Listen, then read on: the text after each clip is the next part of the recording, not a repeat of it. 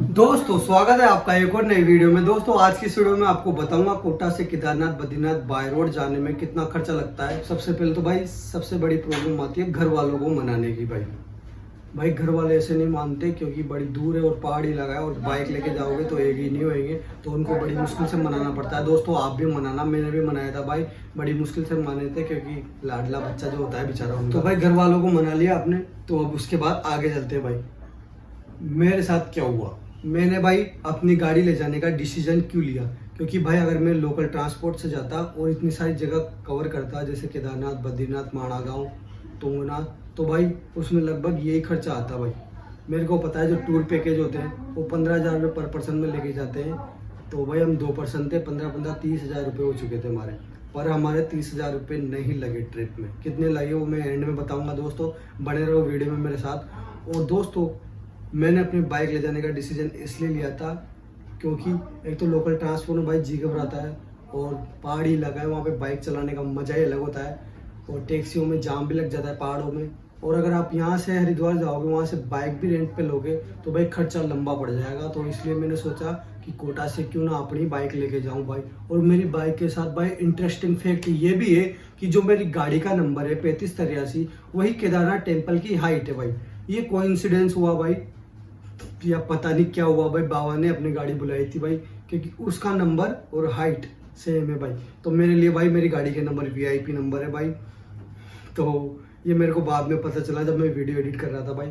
तो इस तरीके से मैंने सोचा कि अपनी बाइक लेके जाऊं भाई, क्योंकि आसपास की सारी जगह घूम लूंगा। वैसे तो घूमने का विचार और भी जगहों का था, जैसे कि वासु की ताल जहाँ पे हम नहीं जा पाए, मौसम खराब था तो जाने नहीं दे रहे थे।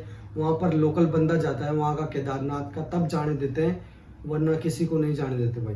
जो लोकल बंदा है गाइड उसको लेके जाओगे तो जाने देंगे, वरना नहीं लेके जाने देंगे। और उसका भी रजिस्ट्रेशन कराना पड़ता है वहाँ केदारनाथ से हो जाता है। और वसुधारा भी नहीं गए हम भाई क्योंकि थक चुके थे भाई। रेगुलर हमने हमारी ट्रिप में बता दूं आपको भाई 11 दिन की थी, ओनली 11 दिन की। कोटा से केदारनाथ बद्रीनाथ बाय रोड हम आ चुके थे।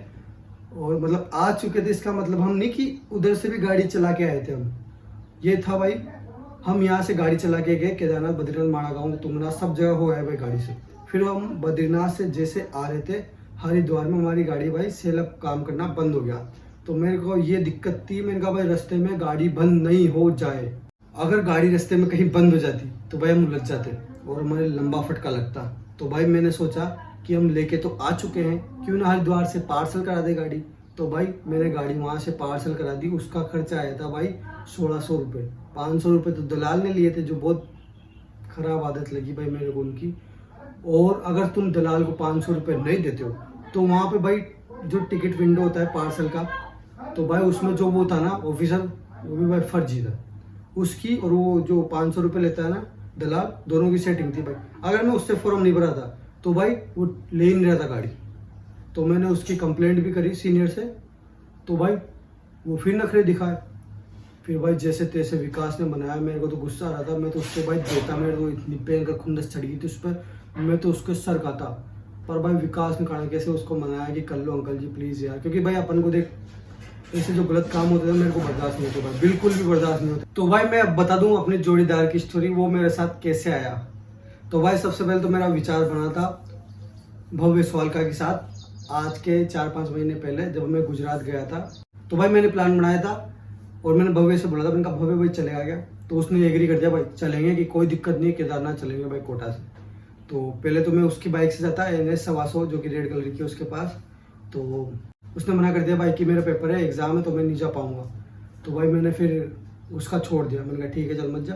फिर एक और बंदे ने हाँ कर दिया, आंसू सुमन जो कि मेरे साथ सांगोद में पड़ा था, उसने कहा भाई मैं चलूंगा तेरे साथ। तो उसने एग्री कर दिया, तो मैं ठीक था, मैंने कहा भाई कोई टेंशन नहीं, आंसू चलेगा अपने साथ। तो भाई उसके भाई प्रैक्टिकल आ गए जिस डेट को मेरे को जाना था, और मैं और भी लेट हो जाता, उसको लेके जाता, कोई दिक्कत नहीं थी। पर भाई मैं 10 मई को बाबा के कपाट खुले थे, तो मैं 10 मई को निकलने वाला था और 15 मई को वहाँ पहुँचने वाला था।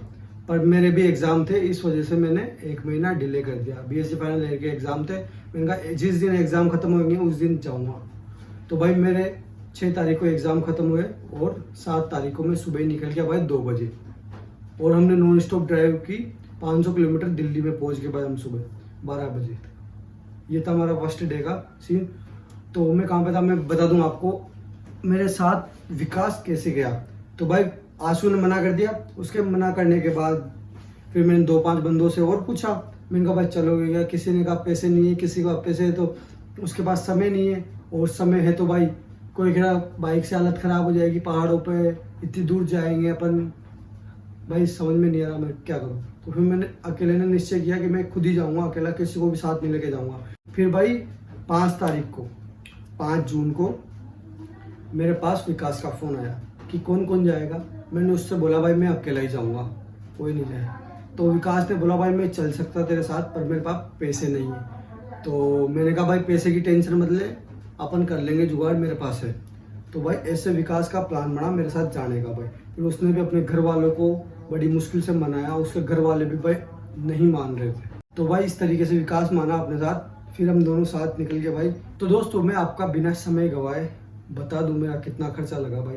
देख लो आप चार्ट में, इतना मेरा खर्चा लगा। पेट्रोल का लगा 5,000 रुपये, और भाई मेरा रहने का लगा भाई 4,000 रुपये, और 5,000 रुपये लगा भाई मेरे खाने का, और ट्रेन का भी इंक्लूड कर लूँ तो मेरे भाई 2,200 रुपये लगे रहने के। और टायर भी डला के लेके गया था, तो भाई उसके भी जोड़ूंगा। अगर आपकी गाड़ी के टायर सही है तो आप नहीं डलाओ, कोई दिक्कत नहीं है, तो 3,500 रुपये भाई उसके भी जोड़ूंगा मैं। और बाइक पे भी रेडियम कराए थे भाई, उसके भी जोड़ूंगा मैं दोस्तों। और अदर जो खर्चा था छुटमुट वो भी जोड़ लिया भाई। टोटल मिला के हमारा 22,200 का खर्चा आया भाई। टोटल जोड़ रहा हूँ मैं 2 जनों का बाइक से कोटा टू केदारनाथ, जिसमें से हम धर्मशाला में रुके थे। ज़्यादातर हमने मतलब एवरेज ही काम किया था, हाई फाई होटल में नहीं रुके हम। हमने हाईएस्ट होटल लिया था हमने 600 रुपये का, जो कि वहाँ पे टेंट मिला था हमको तुंगनाथ में। और बाकी धर्मशाला थी, और पाठा में भाई का अच्छा रूम मिल गया था, तो वो भी हमने 500 में लिया था। वो भी सस्ते में करा दिया था भाई ने जुगाड़। और दोस्तों ये खर्चा था, पूरा टोटल खर्चा आ चुका है हम 2 जनों का दोस्तों। तो हमने हमारे क्या लगे 11,100 रुपये लगे, जिसमें हालांकि पूरी ट्रिप मेरी थी, मैंने प्लान करी थी, मेरा खर्चा था। विकास भाई का कुछ भी नहीं था, वो मेरे साथ किया, वही बहुत बड़ी बात है भाई। धन्यवाद भाई विकास तेरा, तो मेरे साथ किया। तो क्योंकि यार कोई नहीं जाता भाई। और दोस्तों उम्मीद करता हूँ अगली बार आप भी केदारनाथ जाओ, क्योंकि अब तो बरसात का मौसम है, अब वहाँ बाइक से जाने का कोई फ़ायदा नहीं है भाई। क्योंकि बारिश में भाई गाड़ियाँ नहीं चलाओ तो अच्छी है। वहाँ से लोकल ट्रांसपोर्ट से जाओ दोस्तों आप, वो सेफ है। बाकी बाइक से सेफ नहीं है भाई पहाड़ों में, क्योंकि वहाँ पे हालत ख़राब हो जाती है भाई अभी। तो आप जाओ तो मई जून के मौसम में जाओ, या जुलाई के फर्स्ट वीक में जाओ बाइक से, क्योंकि गर्मी रहती है, बारिश भी इतनी नहीं होती है, अच्छे दर्शन होते हैं, अच्छा सारा काम होता है भाई। तो इसी सही समय जाओ दोस्तों आप।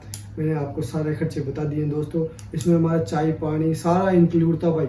इसमें यूँ नहीं कि हमने चाय पानी के निचोड़े, हालांकि अगर जो सामान लिए थे हमने पर्सनल वो निचोड़े मैंने इसमें, और चुटपुट तो जोड़ भी लिए भाई।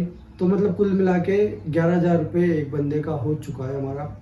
अब देखते हैं अगले साल कितने का होता है, अगले साल भी जाएंगे। जो बंदे जाएं तो कमेंट करना भाई। इस वीडियो में इतना रखते हैं, बाकी प्यार सम्मान रखना। इंस्टाग्राम पे फॉलो कर देना, चैनल को सब्सक्राइब कर देना। बाकी जय श्री राम, जय केदारनाथ।